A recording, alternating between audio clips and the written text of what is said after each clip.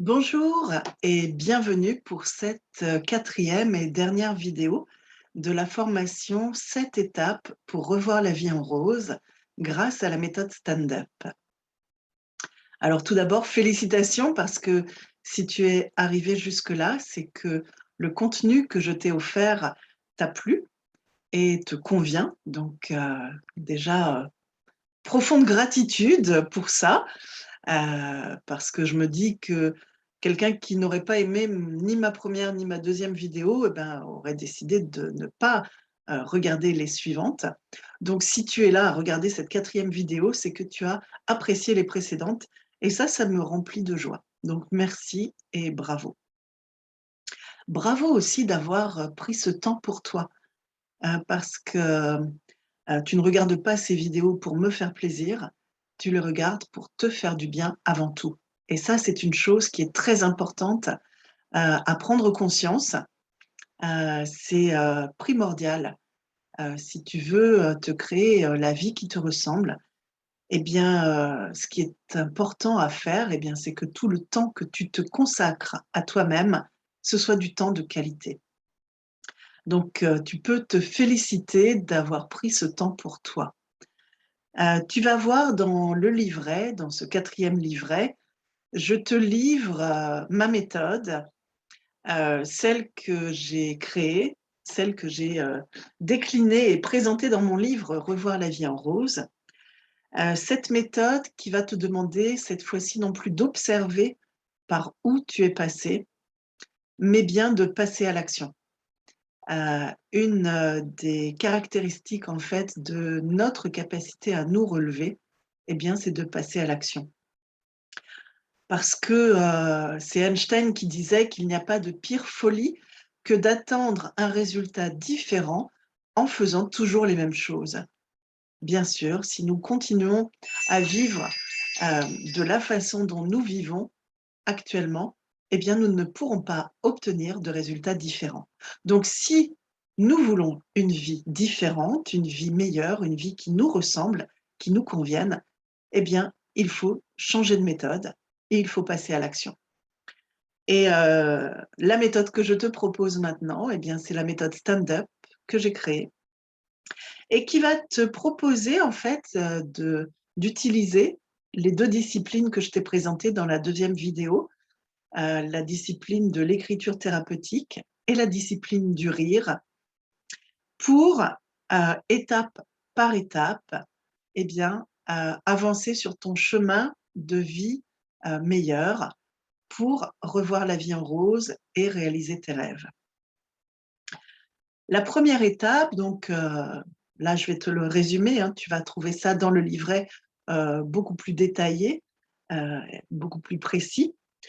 Mais la première étape, en fait, c'est de sélectionner un souvenir sensible pour toi, le souvenir d'une épreuve que tu as vécue, d'une expérience douloureuse et une fois que tu as sélectionné, l'épreuve que tu veux guérir, eh bien, je t'invite à l'écrire dans ton carnet et à l'écrire toujours à la main, bien sûr, hein, on a vu ça déjà ensemble et à l'écrire avec le plus de détails possible.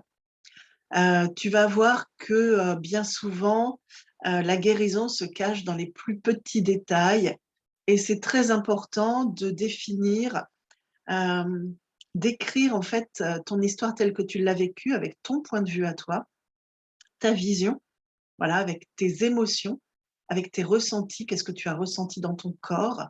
C'est ton histoire, c'est ton vécu et il t'appartient, ton histoire t'appartient. Peut-être que tu l'as vécu seul, peut-être que tu l'as vécu avec d'autres personnes. Eux ont donc vécu la même épreuve que toi, mais ils n'étaient pas positionnés à la même place que toi. Ils n'ont donc pas le même point de vue sur la même épreuve.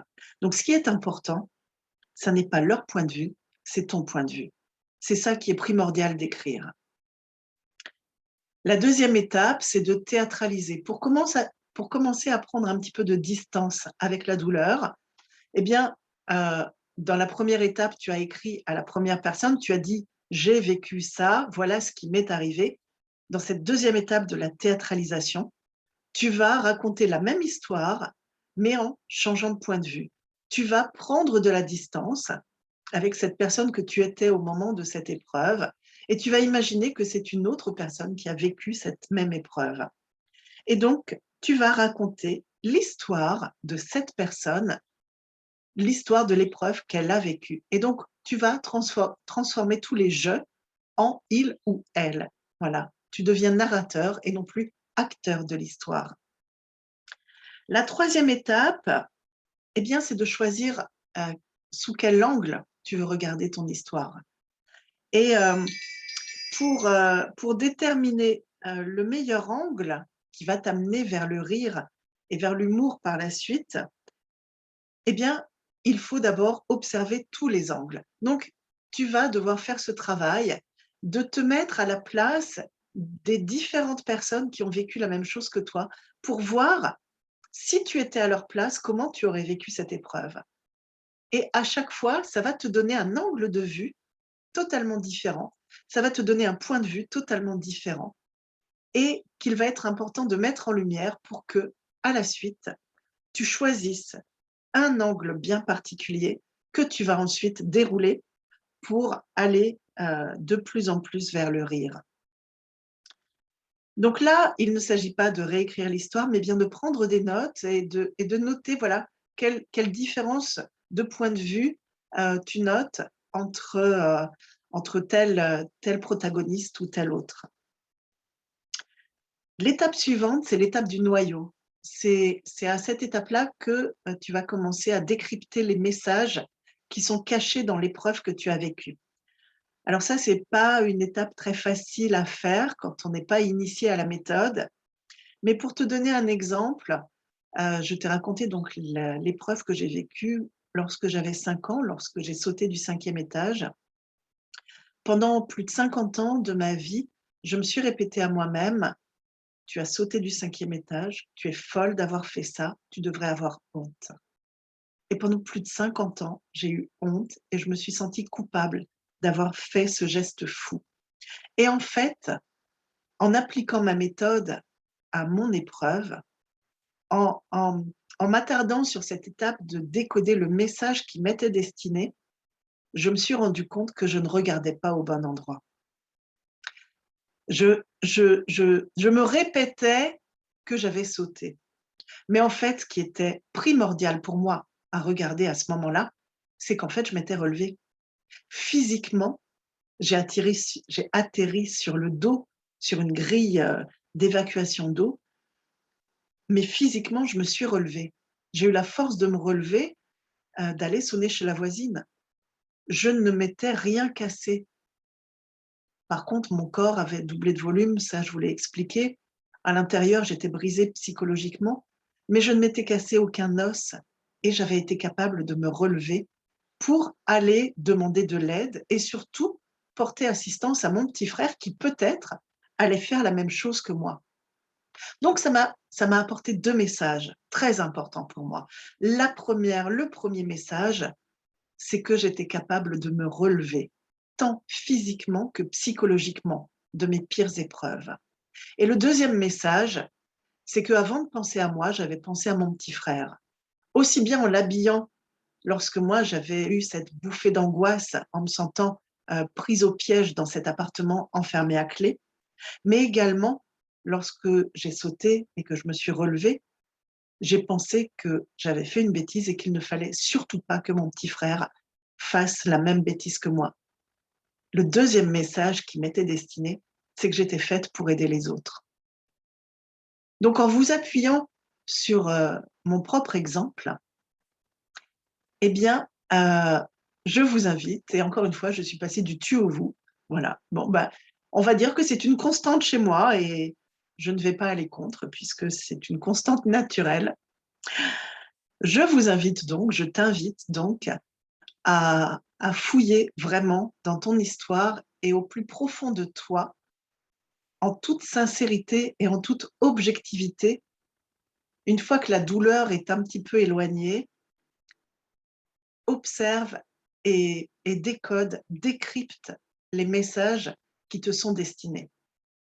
C'est très, très important et il y a toujours des messages qui nous sont destinés. Il y a toujours un sens aux choses que l'on a vécues. Et tant qu'on n'a pas trouvé quel est le sens de ce que nous avons vécu, eh bien, nous ne pouvons pas avancer. Et nous continuerons à être en colère, à crier contre le destin, à crier contre l'adversité, et, et nous ne pourrons pas apprendre de nos épreuves et nous ne pourrons pas avancer. Donc cette étape est vraiment très, très importante. L'étape suivante, eh bien, c'est la dédramatisation.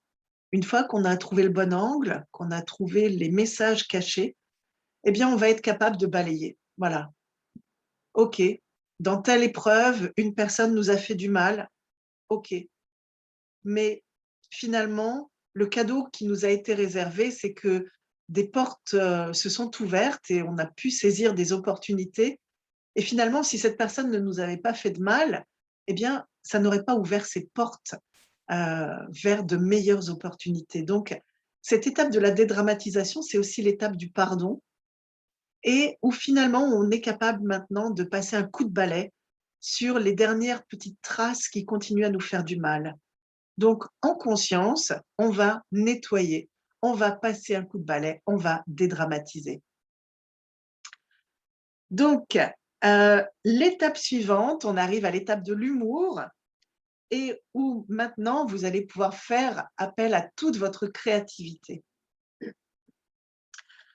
On a tous de l'humour, mais on a tous un humour différent. Donc, je ne vais pas vous faire un cours sur l'humour, je vais plutôt vous inviter à faire appel à vos propres codes d'humour pour regarder objectivement votre histoire, maintenant qu'elle est nettoyée de ce qui fait mal, maintenant qu'on a trouvé le sens caché, maintenant que vous avez trouvé le bon angle, eh bien, ajoutez-y des petites taches d'humour pour commencer à voir votre histoire sous un angle différent et être capable d'en rire.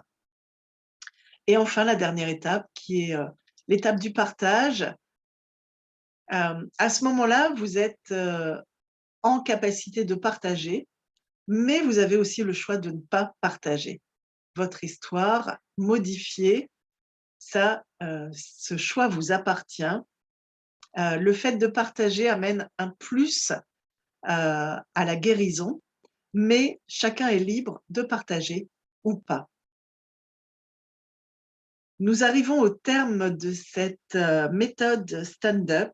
Moi, en tout cas, ce que je peux vous dire, c'est que l'écriture de mon livre, la création de cette méthode stand-up pour se relever de ses pires épreuves avec humour, ça m'a profondément aidée à me relever. Ça m'a aidée sur mon chemin de résilience. Ça m'a aidée à revoir la vie en rose. Ça a fait de moi une personne totalement différente. J'ai maintenant confiance en moi. Je suis maintenant sur mon vrai chemin de vie. Je suis à ma place. J'ai trouvé un sens à ma vie. Et ça, c'est primordial. Et ce livre, je l'ai décliné en spectacle. J'ai écrit un spectacle pour raconter cette histoire et également le cheminement qui m'a amené à créer cette méthode.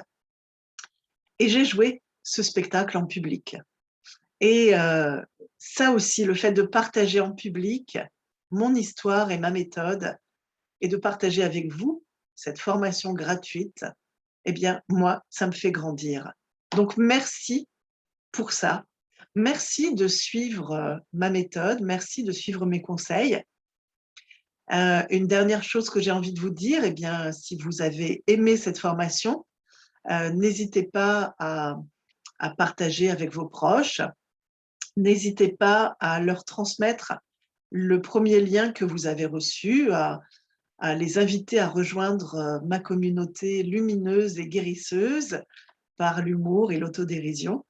Et puis, si toutefois vous aviez du mal à faire les exercices seul, n'hésitez pas à demander un petit rendez-vous avec moi. Voilà, je vous ai mis un lien dans les différents supports que je vous ai transmis pour prendre rendez-vous avec moi, un rendez-vous gratuit, pour que nous puissions parler ensemble, eh bien, d'où vous en êtes aujourd'hui. Est-ce que vous avez trouvé des bienfaits à suivre ma méthode et puis à voir si vous le souhaitez, si je peux vous accompagner pour la suite et pour vous aider à votre tour à revoir la vie en rose. Merci beaucoup de m'avoir écouté jusqu'au bout et puis je vous souhaite une vie très belle, très joyeuse et très rose.